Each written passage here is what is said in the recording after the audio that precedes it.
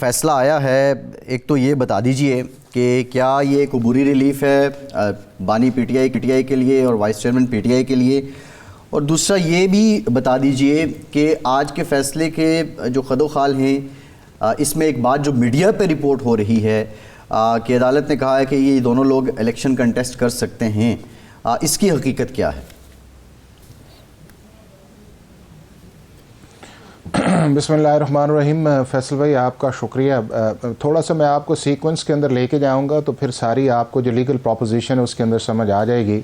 Number one ये है कि पाकिस्तान के अंदर या दुनिया के किसी मुल्क के अंदर भी जो बेल ग्रांट करना या बेल ग्रांट ना करना ये कुछ कोर्ट के डिस्क्रिशन होती है, और वो डिस्क्रिशन जो होती है वो ये समझती है कि अगर किसी केस के अंदर बेल बनती है तो वो बेल दे देते हैं, और अगर किसी जगह नहीं बनती तो वो नहीं बेल देती, और अगर वो देती है तो वो कहती है कि फर्दर ग्राउंड्स हैं या ऐसी ग्राउंड्स हैं कि इस शख्स का जो है वो ट्रायल जो है उसका होना चाहिए और उस दौरान जो है उसको बेल पे रख लेना चाहिए। तो ये एक सर्टन प्रिंसिपल जो इसके लॉ के अंदर आते हैं, वो कोई हार्ड एंड फास्ट रूल नहीं है। उसी केस के अंदर बाज़ दफ़ा कोर्ट्स बेल ग्रांट कर देती हैं और उसी केस के अंदर बाज़ दफ़ा बेल ग्रांट्स नहीं करती, और हमारे सुप्रीम कोर्ट ऑफ पाकिस्तान या हाई कोर्ट्स की एक ही पॉइंट के ऊपर बहुत सारी कॉन्ट्राडिक्टरी जजमेंट इस तरह हैं, यानी कि एक फेवर में भी हैं और वही उसके ख़िलाफ़ है। बट ये सारा डिपेंड करता है कि आपने केस किस तरह प्रेजेंट किया है, उस केस के फैक्ट्स किस तरह हैं, और जज साहब ने उसके अंदर एप्लीकेशन ऑफ माइंड किस तरह की है। तो आज भी जो सुप्रीम कोर्ट की जजमेंट आई है वो एक टेंटेटिव असेसमेंट आई है उस ऑर्डर जो इस्लामाबाद हाई कोर्ट ने किया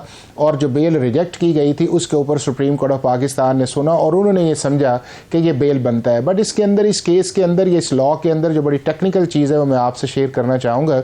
वो इसके अंदर पॉइंट ये है कि ये पाकिस्तान का वाहिद एक ऐसा ऑफिशियल सीक्रेट एक्ट है कि जिसके अंदर एक ही ऑफेंस की मुख्तलिफ कैटेगरीज की मुख्तलिफ पनिशमेंट है। मसलन सेक्शन 5 या सेक्शन 9 या सेक्शन 12 जो इसके अंदर इंपॉर्टेंट मैटर्स करते हैं, तो सेक्शन 5 जो इस वक्त FIR दर्ज हुई थी वो हुई थी section 5, section 9 official secret act का, और सेक्शन 34 जो था वो पाकिस्तान पीनल कोड का था।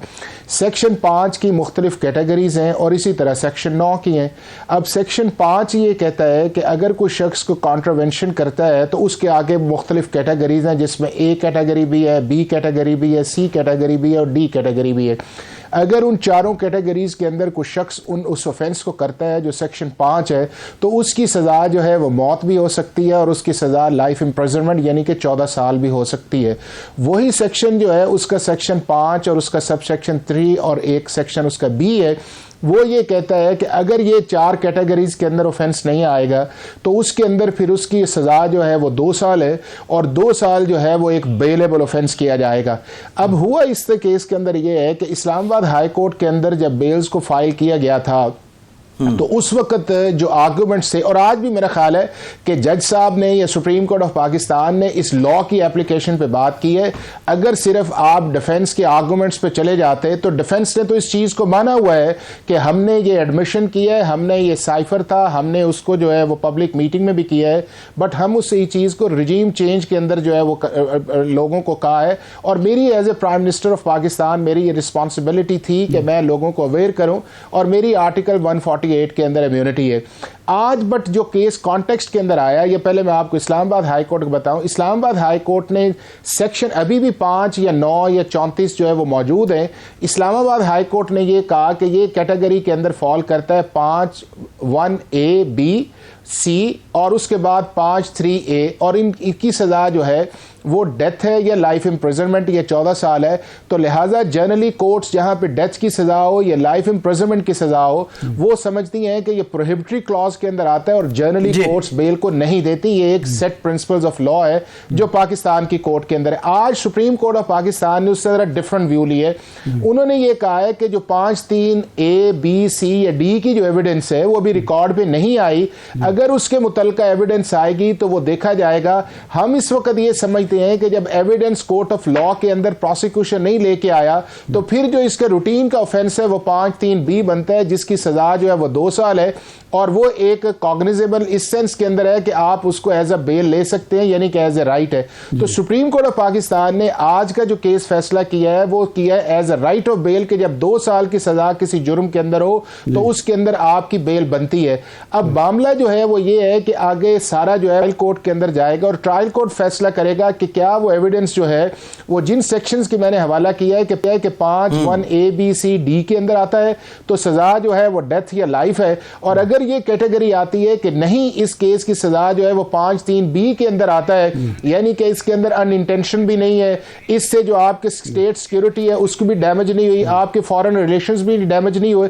तो फिर इसकी सज़ा जो है वो 2 साल है और वो बेलेबल है, और इसके मुताबिक सुप्रीम कोर्ट ने कहा है। और साथ ही उन्होंने ये कहा है कि जो टेंटेटिव असेसमेंट्स हमारी आई हैं ये ट्रायल कोर्ट्स की एविडेंस के ऊपर, फाइंडिंग्स के ऊपर या उस प्रोसेस पे इफेक्ट नहीं करती, और सुप्रीम कोर्ट हर ऑर्डर के ऊपर इसी तरह ही लिखता है। अब दूसरा इसका जो इम्पैक्ट आया है वो ये आया है कि एक चीज वो थी कि जो इस्लामाबाद हाई कोर्ट की जो ऑब्जर्वेशंस थी, जो बड़ी स्ट्रॉन्ग ऑब्जर्वेशंस थी डिफेंस के खिलाफ, सुप्रीम कोर्ट ऑफ पाकिस्तान ने आज उसको न्यूट्रल किया है, और उस न्यूट्रल करके एक अपॉर्चुनिटी प्रोवाइड की है कि प्रोसिक्यूशन और डिफेंस जो है वो अपना केस जो है अकॉर्डिंग टू लॉ पेश करे। आज अगर सुप्रीम कोर्ट ऑफ पाकिस्तान इस तरह की जजमेंट न देती तो उससे होना यह था कि जो इस्लामाबाद हाई कोर्ट की बड़ी स्ट्रॉन्ग ऑब्जर्वेशन आई हुई थी कि चूंकि इन्होंने एडमिट किया हुआ है और ये जो है स्टेट सिक्योरिटी या आपके जो है फॉरेन रिलेशंस डिस्टर्ब हुए हैं तो इसकी सजा 14 या डेथ है, तो ट्रायल कोर्ट के लिए बड़ा मुश्किल था कि हाई कोर्ट की ऑब्जर्वेशन से बाहर निकलना। अब सुप्रीम कोर्ट ने एक ओपन विंडो जो है वो प्रोवाइड कर दी है फॉर द ट्रायल कोर्ट।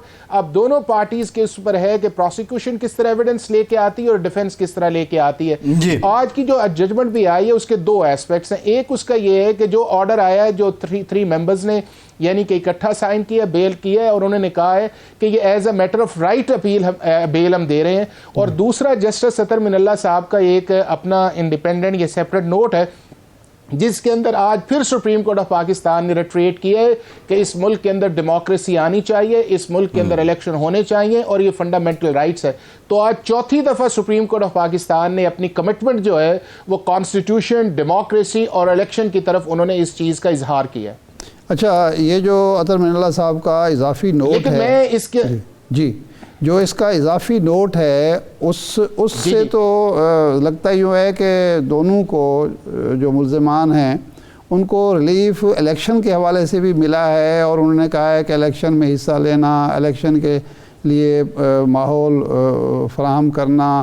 आम आदमी को ये हक़ देना कि एक वो अपना वोट का इस्तेमाल कर सकें, इससे तो उनको इजाज़त दी गई है। तो इसका भी फ़ायदा होगा दोनों को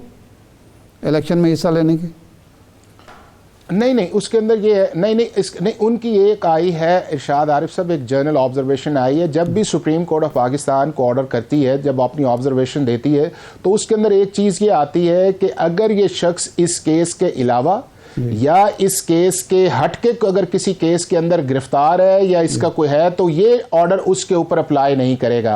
अब इसके अंदर ये है कि इस ऑर्डर का जो एडवांटेज है वो ऑलरेडी जो हमारे फॉरेन मिनिस्टर हैं उन्हें मिलेगा, क्योंकि उन्हें किसी केस के अंदर सजा नहीं हुई और ये सिर्फ इसी केस के अंदर था और वो उनके बाकी जो ट्रायल्स भी हैं वो पेंडिंग चल रहे हैं। अब जहां तक फॉर्मर पीटीआई के चेयरमैन की बात है तो उनको इस केस के अंदर तो कन्विक्शन तो नहीं हुई और जब कन्विक्शन नहीं है, आपको बेल मिल गई है, तो आप जब बेल मिल जाए तो आप इलेक्शन कैंपेन कर सकते हैं, और उन्होंने कैंपेन की हद तक बात की है। बाकी जो उनका केस चल रहा था उसके अंदर तोशाखाना वाला, उसके अंदर उनकी डिस्क्वालिफिकेशन जो मौजूद है, और कल इस्लामाबाद हाई कोर्ट का भी ऑर्डर आया और हमारी सुप्रीम कोर्ट ऑफ पाकिस्तान की जजमेंट भी 1990 सुप्रीम कोर्ट है, जिसके अंदर उन्होंने कहा है कि सस्पेंशन ऑफ सेंटेंस जो है वो आपका इक्विवेलेंस ऑफ इक्विटल नहीं हो सकता।